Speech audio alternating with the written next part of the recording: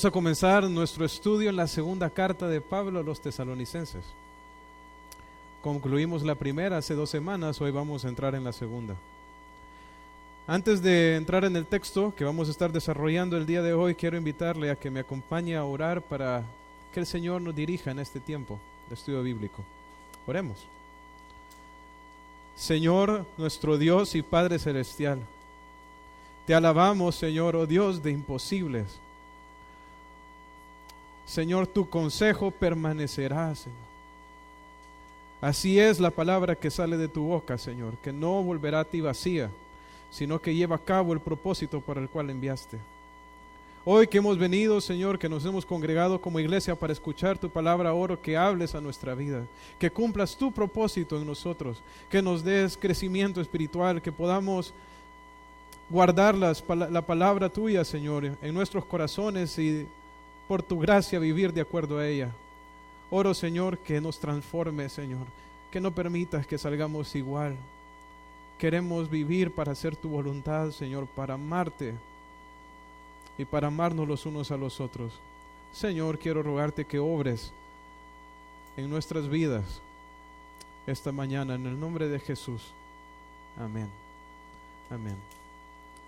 Quiero invitarle a abrir sus Biblias e ir a 2 de Tesalonicenses capítulo 1, versículo 1. 2 de Tesalonicenses capítulo 1, el versículo 1.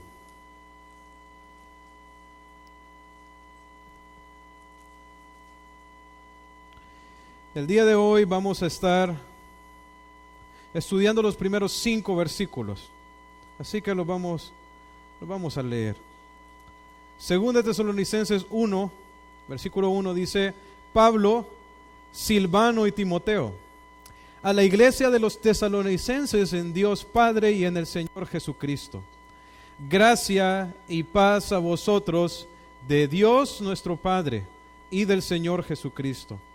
Debemos siempre dar gracias a Dios por vosotros, hermanos, como es digno, por cuanto vuestra fe va creciendo y el amor de todos y cada uno de vosotros abunda para con los demás, tanto que nosotros mismos nos gloriamos de vosotros en las iglesias de Dios por vuestra paciencia y fe en todas vuestras persecuciones y tribulaciones que soportáis. Esto es demostración del justo juicio de Dios, para que seáis tenidos por dignos del reino de Dios, por el cual asimismo padecéis. Si notan, hermanos, el comienzo de esta carta es muy similar al de la primera carta, de Primera Tesalonicenses. Es Pablo escribiendo esta carta en compañía de 2 de sus colaboradores fieles en el ministerio, que era Silvano, que es el mismo Silas, que lo encontramos en varias ocasiones en el libro de los Hechos acompañando a Pablo en la predicación del Evangelio. Incluso lo encontramos preso y azotado junto a Pablo en la cárcel en la ciudad de Filipos. Ese es Silvano. Y por otro lado también tenemos a Timoteo, este joven de allá de Listra, ¿verdad? Hombre criado por una mamá y una abuela creyente, un hombre de buen testimonio, a quien Pablo tomó para capacitarlo para el ministerio. Este era el equipo fundador de la iglesia en Tesalónica. Entonces Pablo, mientras está escribiendo esta carta desde Corinto, está acompañado de estos 2 hombres fieles, ¿verdad? Silvano y Timoteo. La iglesia está dirigida a la iglesia de Tesalónica. Y quiero decirles que bosquejar esta carta realmente no es algo muy difícil. Es bien sencillo poder bosquejar lo que es la carta de 2 Tesalonicenses. Tiene 3 capítulos y cada capítulo habla con respecto a una de las áreas específicas que Pablo quiere comunicar a la iglesia. El primer capítulo es un ánimo para una iglesia que está sufriendo, padeciendo por causa de su fe en Cristo. El segundo capítulo expande y habla con respecto a los detalles de la segunda venida del Señor Jesucristo. Y el tercer capítulo es una reprensión para algunos hermanos que andaban desordenadamente, no queriendo trabajar en nada, y le está enseñando Pablo a la iglesia cómo debe de tratar con ellos. O sea, esos son principalmente los temas los 3 temas de la carta, de la segunda carta a los tesalonicenses. Ahora bien, a pesar de que sí el apóstol Pablo va a reprender la parte de estos hermanos que andaban desordenadamente en la iglesia, Pablo siempre sostiene el tono de agradecimiento y de gozo que vimos en la primera carta. O sea, aunque habían problemas en la iglesia, estos problemas no eran graves. Esta iglesia permanecía siendo una iglesia ejemplar, una iglesia vibrante, una iglesia saludable, una iglesia que andaba bien. Y es que, hermanos, el hecho de que en una iglesia hayan problemas o dificultades no significa necesariamente que no es una iglesia saludable. Toda iglesia va a tener problemas. ¿Por qué? Porque somos pecadores quienes estamos siendo perfeccionados por el poder de Dios, que estamos avanzando, caminando. Entonces todavía no hemos llegado a ser completamente hechos a la imagen de Cristo. Estamos en ese proceso. Entonces siempre van a haber algunos problemas. Ahora, sin embargo, sí hay características que hacen que una iglesia sea saludable, que una iglesia vaya bien. Y hoy vamos a ver 5. Pablo las miraba claramente, estas características que mostraban que esta iglesia andaba bien, tanto que él se enorgullecía de estas iglesias. Lo dice ahí en el versículo 4, dice que él se gloriaba con otras iglesias, o sea que él les contaba a otras iglesias con respecto a las maravillosas cosas que Dios estaba haciendo en medio de los tesalonicenses. Esta era una iglesia digna de enorgullecerse. Ahora, muchas iglesias hoy se enorgullecen por el templo que tienen, se enorgullecen por la asistencia que tienen, por las ofrendas que tienen, o porque tienen un canal de televisión o un pastor carismático, ¿verdad? Y hay muchas razones hoy en día por las cuales las iglesias se enorgullecen y por las cuales creen que andan bien, que van bien. Sin embargo, desde la perspectiva del cielo, desde la perspectiva de Dios, ¿cuáles son las características que muestran que una iglesia realmente saludable, que va bien, que está glorificando a Dios a pesar de los problemas que tiene? ¿Cuáles son las características que muestran que una iglesia está caminando en una buena dirección? Hoy las vamos a ver, hermanos. Vamos a ver 5 de estas características en estos 5 versículos que acabamos de leer el día de hoy. La primera característica la encontramos en los primeros 2 versículos. Dice en los primeros 2 versículos Pablo, Silvano y Timoteo, dice: a la iglesia de los tesalonicenses, en Dios nuestro Padre y en el Señor Jesucristo. Entonces Pablo está escribiendo a una iglesia, pero esta iglesia tiene una característica bien importante. Está en Dios nuestro Padre, dice, y en el Señor Jesucristo. ¿Qué significa estar en Dios Padre y estar en el Señor Jesucristo? Bueno, significa, valga la redundancia, que Dios es nuestro Padre y por lo tanto nosotros somos sus hijos. No todas las personas son hijos de Dios. Juan 1:12 nos los deja bien claro. ¿Qué dice Juan 1:12? Mas a todos los que le recibieron, a los que creen en su nombre, les dio la potestad de ser hechos hijos de Dios. Realmente no todas las personas son hijos de Dios. ¿Quiénes son los hijos de Dios? Los que se rinden al Señor Jesucristo. Esos son los hijos de Dios, los que se arrepienten de sus pecados y creen en Él como Señor. La Biblia menciona a lo largo de todo su contexto 2 grupos de personas. Están los hijos de ira y los hijos de salvación. Vemos los hijos de Satanás y los hijos de Dios. Jesús se lo dijo a aquellas personas que lo querían matar. Dice: ustedes, dice, son de vuestro padre el diablo y los deseos de su padre quieren hacer. Cuando nosotros no conocíamos a Dios, hermanos, de Él éramos hijos del enemigo. Y vivíamos para cumplir sus propósitos. Por eso vivíamos desordenadamente, entregados a las pasiones de este mundo. Sin embargo, por su gracia, por su amor, por la bendición de haber podido ser expuestos al Evangelio, el Señor nos salvó, nos rescató de esa vana manera de vivir, para que pudiéramos ser ahora llamados hijos de Dios. Y ahora Dios es nuestro Padre. Estar en Dios Padre significa que nosotros ahora tenemos una relación de hijos con Él, que tenemos su cuidado, que tenemos su presencia, que tenemos sus promesas en nuestra vida, que tenemos a su Hijo en nosotros.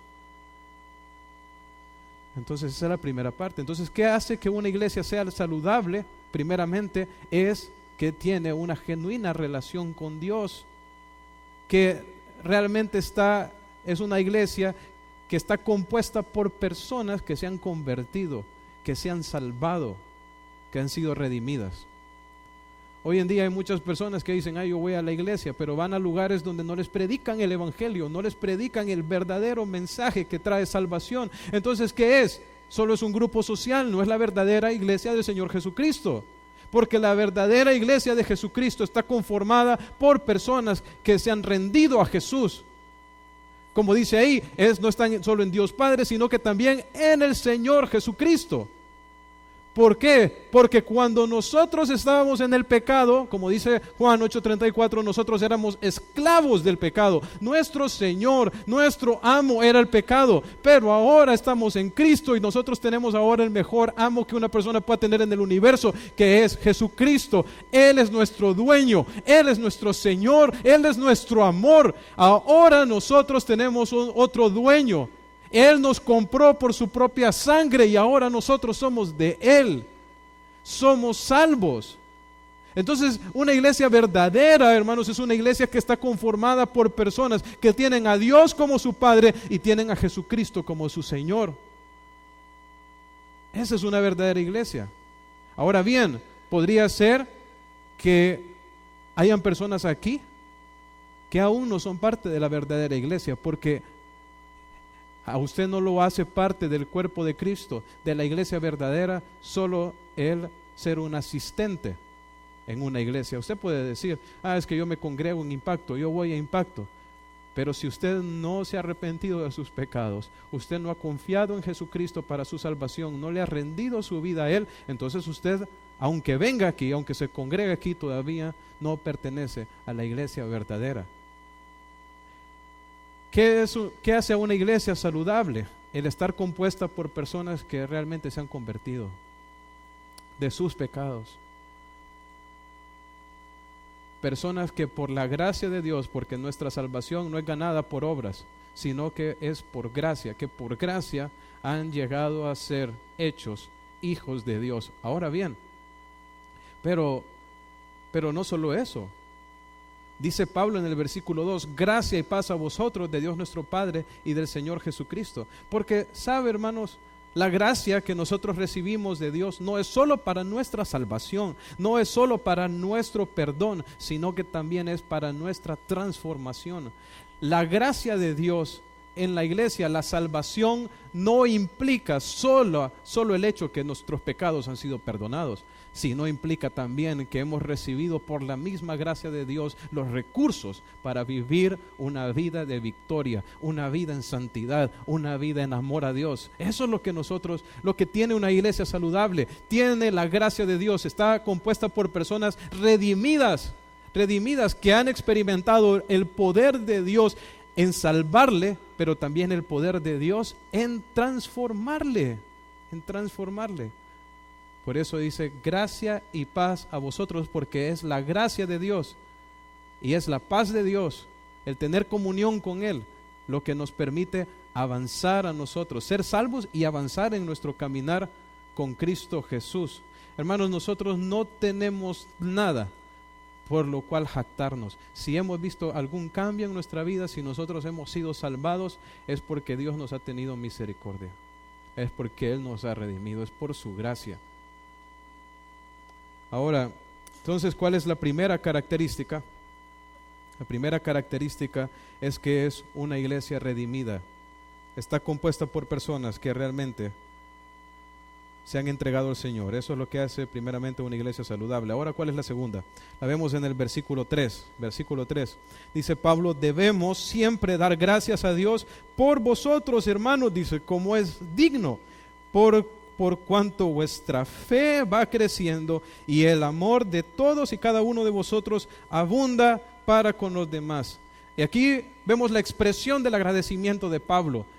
Dice Pablo que él incluso lo mira como una obligación, porque dice, debemos de dar gracias. ¿Por qué? Porque Dios se había manifestado de una manera evidente en esta iglesia. O sea, era claro, ¿verdad? Pablo lo podía ver y decía, nosotros debemos, esto es algo que nosotros tenemos que hacer, darle gracias a Dios, darle gracias a Dios. ¿Y por qué? ¿Por qué está dando gracias a Dios Pablo? Mire lo que dice, porque por cuanto vuestra fe va creciendo. Esta era una iglesia que estaba creciendo. ¿Qué era lo que estaba creciendo? ¿Creciendo en qué? Creciendo en su fe, creciendo en fe. Esta era una iglesia que estaba creciendo en la fe, pero no solo en la fe. Dice que, ¿cuál era la segunda área en que estaba creciendo? Y el amor de todos y cada uno de vosotros abunda para con los demás. Esta era una iglesia que estaba creciendo en dos áreas bien importantes. Y esto es algo, dos áreas, hermanos, que muestran que una iglesia es saludable. Que crece en fe y que crece en amor. En amor. ¿Cómo crece la iglesia en su fe? De pronto muchos saben este versículo ya en Romanos capítulo 10, versículo 17, donde dice, porque la fe viene por el oír, y el oír por la palabra de Dios. De Dios. A veces uno se pregunta, ¿verdad? ¿Y por qué yo no puedo ser esa persona de fe que quiero ser? Vemos de pronto otras personas que están más rendidas que nosotros, más entregadas al Señor, y uno dice, ¿y yo por qué estoy tan lleno de dudas? ¿Yo por qué no puedo tener esa fe, esa entrega? ¿Sabe por qué muchas veces, hermanos, no podemos tener esa fe? Porque nosotros no pasamos tiempo en la palabra. Porque la palabra es la fuente que Dios, a través de la cual Dios nos da su fe a nosotros. Esa es la manera en que nosotros crecemos. Por eso aquí en la iglesia estamos constantemente predicando la palabra a través de todo lo que hacemos, a través de la música, a través de la predicación, a través de los grupos casas, de todo, clases. Estamos queriendo compartir la palabra de Dios con la iglesia. ¿Por qué, hermanos? Porque anhelamos que esta iglesia sea una iglesia que cree en Dios, que tiene una iglesia llena de fe. Pero para que eso se dé, entonces, ¿a qué tiene que ser expuesta la iglesia? A la palabra. Y esta es la razón, hermanos, y esto también es la forma en que nosotros nos convertimos en personas de fe, en la medida en que nosotros pasamos tiempo en la palabra de Dios. Por eso es importante leerla, por eso es importante estudiarla, por eso es importante meditarla, memorizarla, vivirla. ¿Por qué? Porque en la manera en que nosotros, hermanos, nosotros saturamos nuestro corazón con la palabra de Dios, entonces esto es lo que nos convierte a nosotros en personas de fe. Esto es lo que nos va a llevar para que podamos crecer en esta área, Entonces, realmente nuestra fe, hermanos, es un reflejo del tiempo que nosotros dedicamos para estudiar la palabra de Dios. ¿Sabe? Hay muchos creyentes que se conforman con lo que reciben de la palabra un domingo. Quiero hacerle una pregunta, hermano. ¿Usted solo come el domingo? ¿Usted solo come el domingo? No, ¿verdad? Pero vemos, como hablábamos la semana pasada, cuando hablábamos de la comida de los discípulos,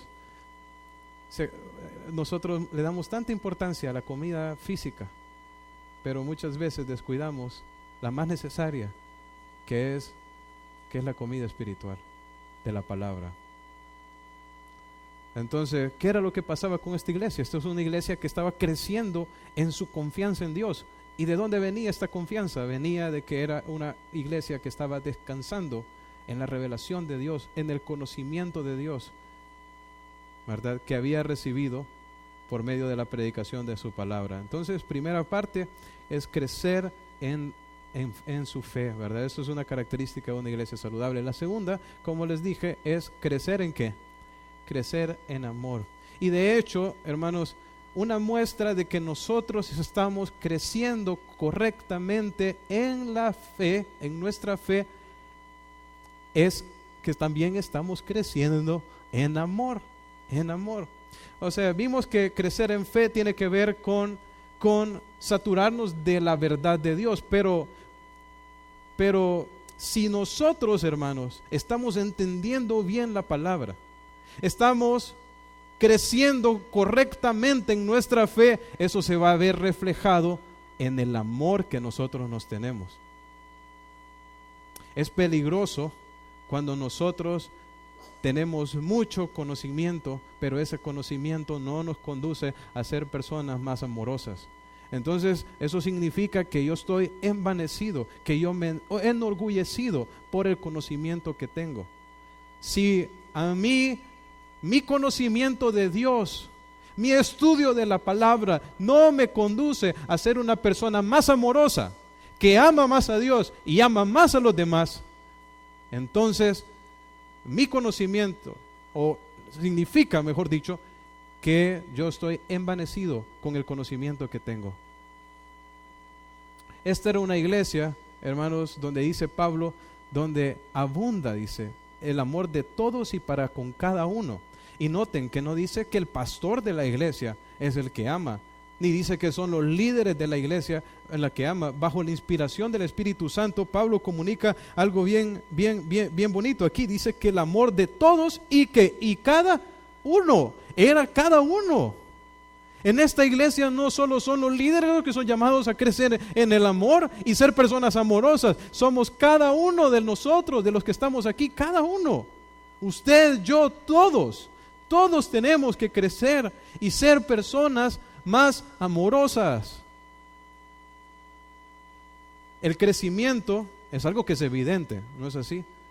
Cuando usted ve a los niños, ¿verdad? Es evidente el crecimiento, ¿verdad? De aquí a un año, si yo veo a su hijo, usted ve a los míos, van a estar más grandes. ¿No es así? El crecimiento espiritual es evidente también, hermanos. Cuando nosotros estamos creciendo en nuestra fe, eso se ve en nuestro trato para con los demás, en nuestra devoción a Dios, en nuestro servicio. Eso permea todo.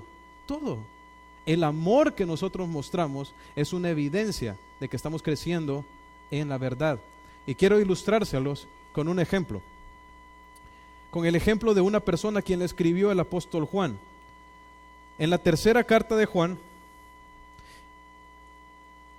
Tercera de Juan es una carta bien pequeñita, hermanos. Está ahí antes de Judas, antes de Apocalipsis, casi al final de su Biblia. Solo abarca un capítulo. Pero hay algo que quiero que veamos ahí. En Tercera de Juan, en el versículo 1, dice: el anciano Agayo, el amado, a quien amo en la verdad. Entonces, esta carta la está escribiendo Juan, el que se llama aquí el anciano, ¿a quién? A Gayo.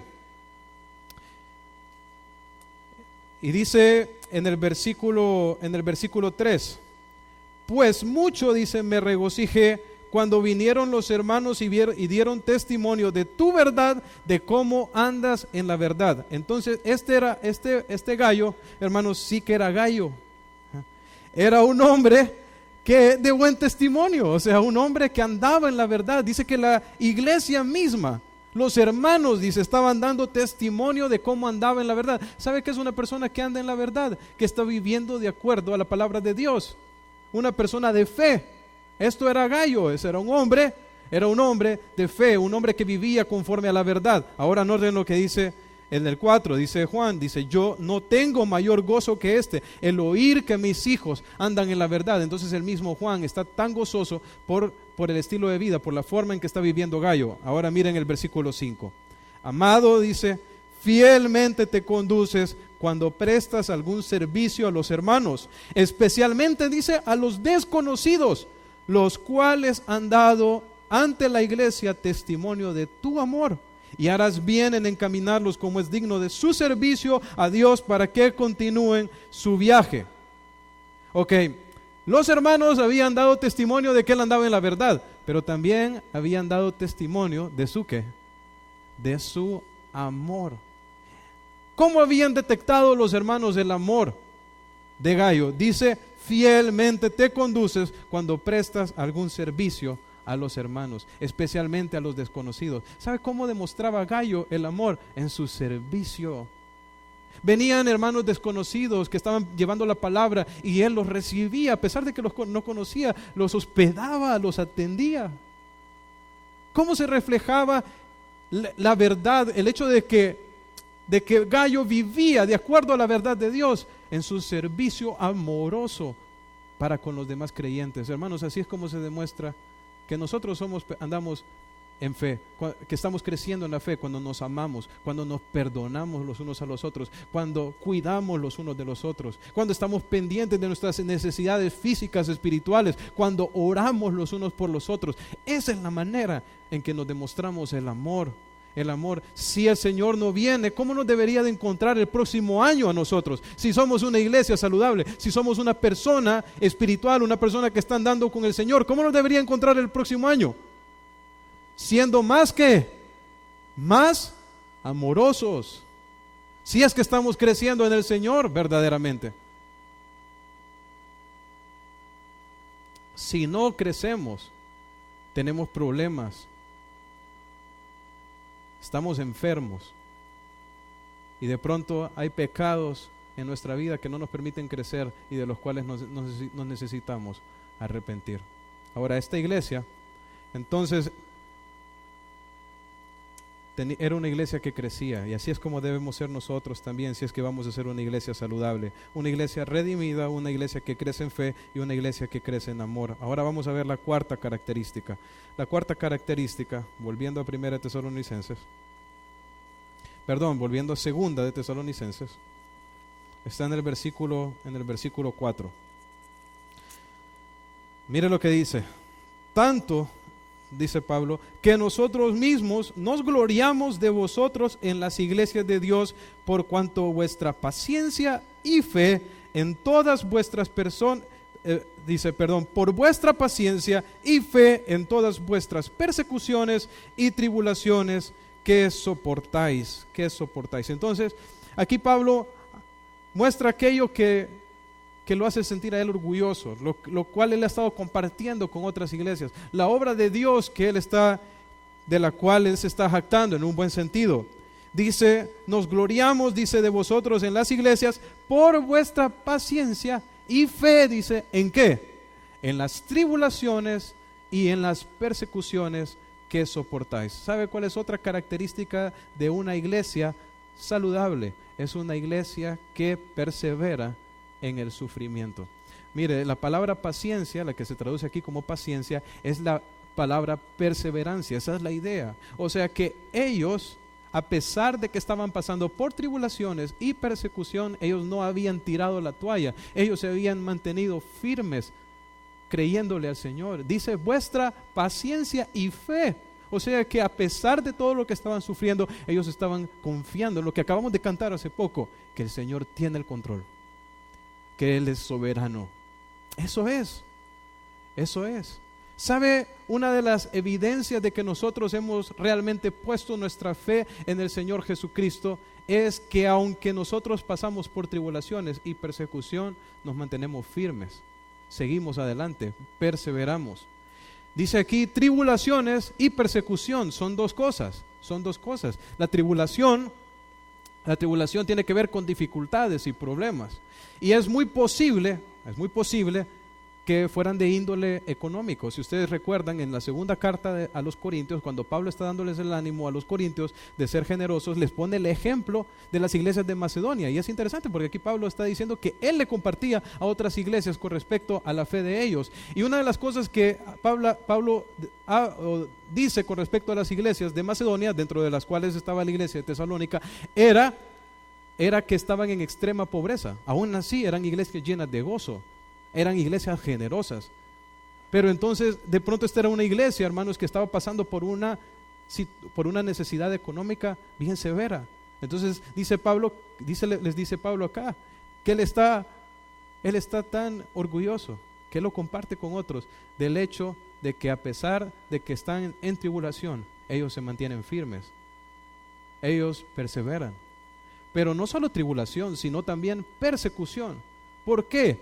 Porque esta era una iglesia que no se estaba conformando al mundo. Estas eran personas que no se estaban dejando llevar por la corriente, que estaban viviendo diferente, de acuerdo al llamado que Dios había hecho para ellos. No era como la iglesia de Corinto, que se había dejado que el mundo se metiera en la iglesia. Esta era una iglesia que se estaba santificando. ¿Recuerdan lo que hicieron ellos? Ellos fueron y quemaron todos aquellos escritos de hechicería, habían destruido sus ídolos, estaban llevando el evangelio. O sea, esta era una iglesia que estaba viviendo para el Señor, que estaba viviendo conforme a su voluntad. Y cuando nosotros vivimos vidas piadosas, hermanos, ¿sabe qué hace el mundo? Nos odia, nos muestra su odio, nos ataca. Si alguno quiere vivir piadosamente en Cristo Jesús, va a padecer persecución. En la medida, hermanos, en que nosotros nos santificamos y vivimos cada día de acuerdo a la voluntad de Dios, eso es lo que vamos a experimentar cada vez más y más del mundo, de las personas que no conocen a Dios. Ataques, persecución, odio, como nuestro Señor Jesucristo. Sin embargo, esta iglesia, a pesar de las tribulaciones y de la persecución, esta iglesia se mantenía firme, perseveraba. ¿Saben los peligros más grandes cuando uno está sufriendo, hermanos? Es tirar la toalla o desconfiar en el Señor. Uno de los ejemplos más vívidos que la Biblia nos da con respecto a este principio es la vida de Job. ¿Ustedes han escuchado de Job? La mayoría, o tal vez no todos. Job es una persona que sufrió mucho. Y era un hombre espiritual, era un hombre de Dios. No sufrió como consecuencia de sus pecados. Sufrió porque Dios permitió que le pasara. ¿Sabe? En un solo día, él perdió todas sus posesiones y perdió a todos sus hijos. Y yo muchas veces he tratado, hermanos, de ponerme en los pies de Job. A veces he estado sentado en la sala de mi casa viendo a mis hijos, y solo pensar de perderlos a todos en un solo día, hermanos, wow. Solo de pensarlo me da ganas de llorar. Se puede imaginar perder 10 en un solo día. Perder todas las posesiones. Y cuando a él se lo comunican, ¿sabe qué dice Job? Vino él, se postró, adoró a Dios y dijo: desnudo salí del vientre de mi madre y desnudo volveré a él. Jehová dio, Jehová quitó, sea el nombre de Jehová bendito. A pesar de las pruebas y de los sufrimientos que hizo Job, perseveró. ¿Y sabe por qué perseveró? Dice el último versículo de Job 1:21, dice: y en todo esto no pecó Job, ni atribuyó a Dios despropósito alguno. ¿Por qué se pudo mantener firme? Porque sabía que Dios estaba cumpliendo algún propósito, que de pronto él no lo sabía, de pronto él no lo entendía, pero él estaba confiando. Ahora bien, pero las cosas no se quedaron ahí. En el segundo capítulo de Job, la persecución sube de nivel, que es muy probable lo que estaba pasando con los tesalonicenses. Por eso Pablo les habla con respecto a esta área. En el segundo capítulo de Job, Job pierde su salud, le salen llagas en todo el cuerpo que él necesitaba de tiestos para poderse rascar. Ahora, es en esta situación en la que se encontraba cuando en eso viene su mujer. ¿Quiere saber qué le dijo su esposa? Le dice, entonces le dijo su mujer, esto es Job 2:9, aún retienes tu integridad. ¿Qué le estaba diciendo? Como, todavía seguís fiel a Dios, todavía seguís perseverando, todavía te mantenés íntegro, todavía te mantenés fiel a Él, sirviéndole, siguiéndole. ¿Por qué? Porque de pronto ella no era una mujer que de pronto confiaba en el Señor o estaba de pronto enfocada en lo que le estaba pasando, ¿verdad? Entonces viene ella y le dice, aún retienes tu integridad. Y miren lo que le dice en la segunda parte: maldice a Dios y muérete. Y ni siquiera era ella la que estaba bueno, de pronto sí, la pérdida de los hijos, ¿verdad? Tal vez estaba sufriendo también.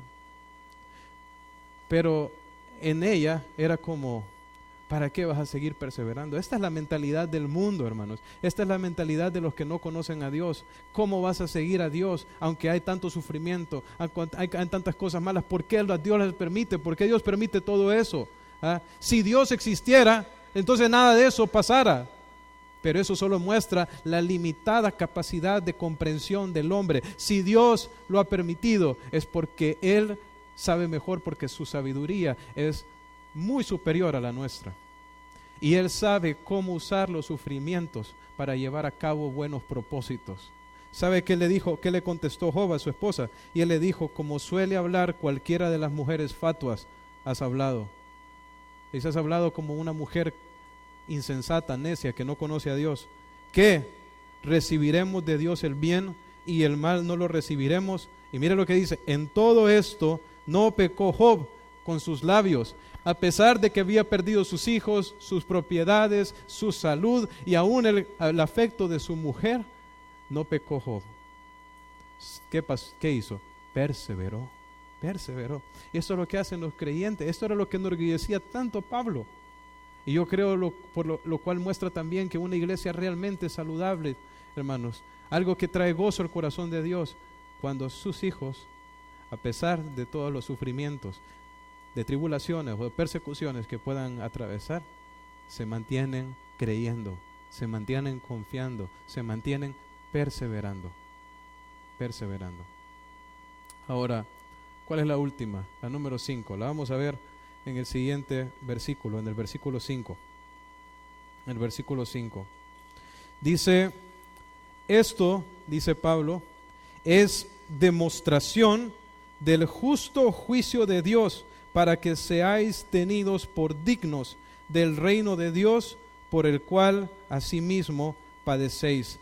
¿Qué era demostración del justo juicio de Dios? Eran los sufrimientos que estaban atravesando. ¿Cómo así?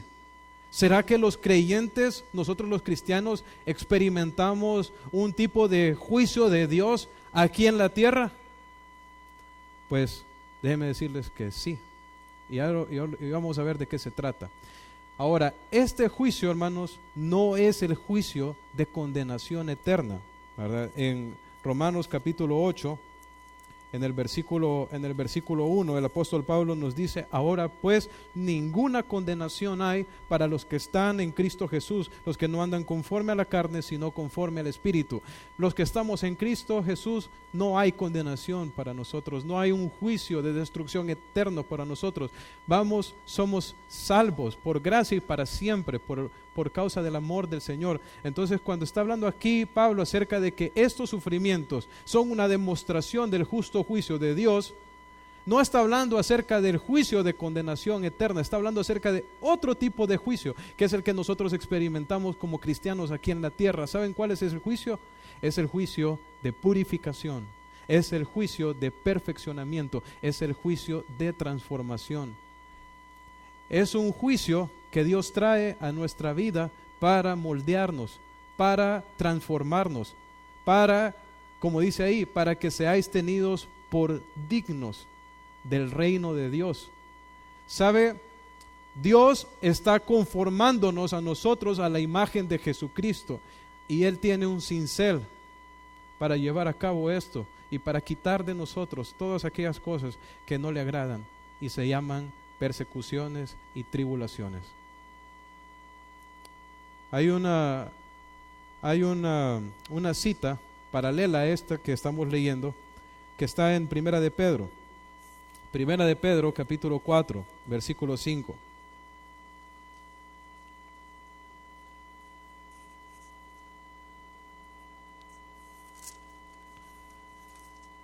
Mire lo que dice.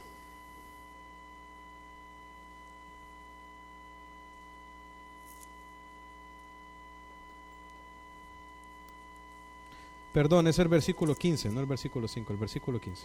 Primera de Pedro 4:15. Dice, así que dice, ninguno de vosotros padezca como homicida, o ladrón, o malhechor, o por entremeterse en lo ajeno. O sea, el Señor nos está diciendo cuáles son las cosas por las cuales nosotros no debemos de sufrir. No debemos de sufrir por ser pícaros, hermanos, por andar en estas cosas que Él está mencionando aquí, por ser un ladrón, por ser un malhechor. Pero mire lo que dice el 16. Pero si alguno padece como cristiano, no se avergüence. O sea que si alguno padece por ser cristiano, por ser como Cristo, por vivir para Él, dice, no se avergüence, sino glorifique a Dios por ello. Mira el 17, porque es tiempo de que el juicio comience por la casa de Dios. Y si primero comienza por nosotros, ¿por quién dice que va a comenzar el juicio? Por su casa, por nosotros. ¿Cuál juicio es este, hermanos? Es este juicio del que está hablando Pablo aquí en Tesalonicenses. Es el juicio de purificación. Son las aflicciones, persecuciones, dificultades que Dios permite en nuestra vida aquí para conformarnos a la imagen del Señor Jesucristo. Dice, si el juicio comienza entonces aquí, primero por nosotros, ¿cuál será? Dice, el fin de aquellos que no obedecen al Evangelio de Dios. Se puede imaginar, el único tiempo en que los creyentes vamos a sufrir es aquí, pero allá nos espera, nos espera el que, hermanos, no va a haber más llanto, no va a haber más dolor, nos espera una paz y un consuelo eterno. Pero a los que no obedecen al Evangelio, a los que no se rinden, se imagina que si nosotros vamos a sufrir aquí, los creyentes, se puede imaginar lo que les espera a los incrédulos allá. ¿Quiere saber qué les espera? Venga la próxima semana, porque de eso va a estar predicando el pastor Héctor en los segundos versículos, en los versículos siguientes de Primera Tesalonicenses. Porque Pablo va a hablarles a los tesalonicenses con respecto a qué les espera, aquellos que los están atribulando, aquellos que no se quieren someter al Evangelio. Ahora, dice que el juicio tiene que empezar por la casa. Hermanos, ¿por qué? Aunque de pronto nosotros estamos viviendo para el Señor, estamos caminando con Él, Él permite esos sufrimientos en nuestra vida para que seamos tenidos por dignos de su reino. ¿Sabe qué significa eso? Nosotros, hermanos, no somos dignos. Digno significa merecer. Nosotros no merecemos el reino de Dios. No merecemos ser llamados hijos de Dios. Es por gracia. Sin embargo, ahora que recibimos el título, la herencia, ahora que hemos sido hechos hijos de Dios, Dios espera que nosotros vivamos como lo que Él ha hecho de nosotros como hijos. Y nos ha capacitado con todo, nos ha dado su Espíritu Santo, todos los recursos para vivir así. Voy a ilustrárselos con un ejemplo, este principio. Imagine que viene un rey allá de Inglaterra, de España. Este es un ejemplo en términos humanos, ¿verdad? No hay ninguno aquí que sea sangre azul, hermanos, heredero de... O estamos todos, estoy entre plebeyos, todos estamos aquí somos plebeyos todos, ¿verdad? Entonces imagínense que viene un rey, ¿verdad? Y le dice a Gerardo, Gerardo, te adopto para que seas mi hijo. Ahora sos heredero conmigo. No hizo nada para merecerlo. Solo yo he decidido hacer esto por ti. Y ahora, por gracia, ahora usted es hijo del rey. Tiene el título, ¿no es así? Ahora, pero Gerardo ha vivido toda la vida entre la plebe. No sabe cómo se comporta un rey o un hijo o un príncipe. Necesita aprender, ¿no es así? Aprender a vivir de acuerdo al título que le fue otorgado. Hermanos, a nosotros hemos sido llamados hijos de Dios. Ya se nos dio la posesión. Ahora tenemos que aprender a vivir como lo que somos. Ahora, por favor, no me salgan como salen algunos, ¿verdad? Yo soy hijo del rey, por eso a mí todos me tienen que servir y todo eso, porque el rey nuestro vino a servir. No a ser servido, vino a amar y a darse por los demás. Así es un hijo del rey. ¿Y sabe cuál es el instrumento de Dios para moldear a esta persona a quien Él decidió hacer su hijo? Las tribulaciones y la persecución. Una iglesia saludable, entonces, ¿qué es, hermanos? Es una iglesia, primeramente, que es redimida. Una iglesia que crece en fe, una iglesia que crece en amor, una iglesia que persevera en el sufrimiento y una iglesia que está enfocada en el reino de Dios y que sabe que todas las cosas que le ocurren son parte del propósito de Dios para perfeccionar su vida. Vamos a orar.